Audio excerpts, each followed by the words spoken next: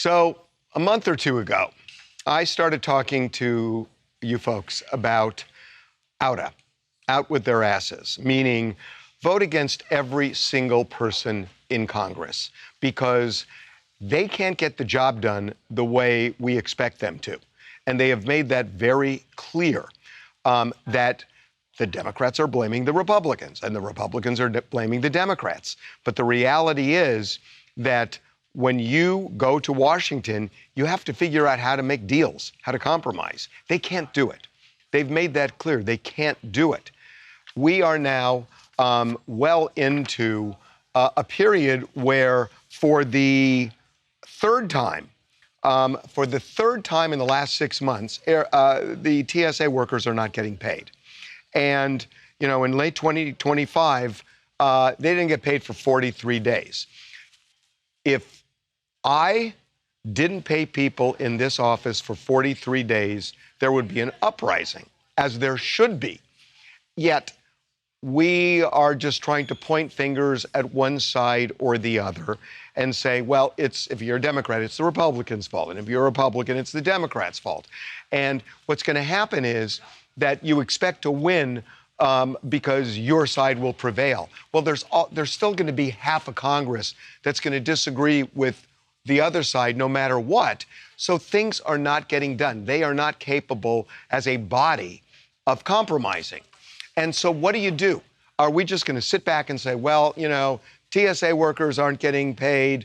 There aren't enough air traffic controllers. What happened at LaGuardia? Apparently, this guy had to do 2 jobs at the same time because of the staffing shortage.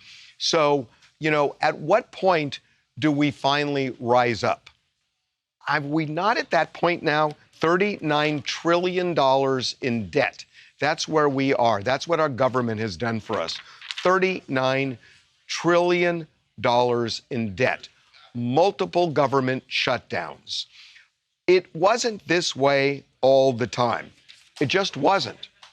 And, you know, Congress is quick to go on recess and, you know, they're acting like, oh my God, we're so put out, we worked on Sunday. Well, yeah, you haven't gotten your job done. And so there are people in Congress who, you know, everybody likes, or at least people in their district generally like. And if everybody says, okay, we'll just keep electing the people we like, it's not going to change. And there are going to be other strikes, and there are going to be other times when the government shuts down, and there will be more of a shortage of critical workers like air traffic controllers, and there are going to be calamities as a result of this. At what point do we try and prevent further calamities? Or are we just going to sit back and say, you know, what happens, happens? It's our country. It's not their country. It's our country. And they're not doing the right job. I am old enough to know that for many, many decades, Congress was able to compromise. They were able to get things done. They no longer can. So why not throw everybody out, even the people you like, to send a message that we are not going to accept anybody who can't make deals? Because that's what Washington is all about. When you've got opposing sides, you've got to come together and compromise. This group can't do it anymore, or it's become so toxic that they can't. So we need to reset things and tell them we're going to throw everybody out. And the people who come in, we're putting you on notice that if you don't do what we expected the other people to do, we're going to throw you out too. How else do we regain power? Or are we just going to sit back and say, you know, what happens, happens until there's a terrible calamity or 2 or 3, and you know what I'm talking about, and then all of a sudden people open their eyes. Why are we waiting for that to happen? Out with their asses. OWTA.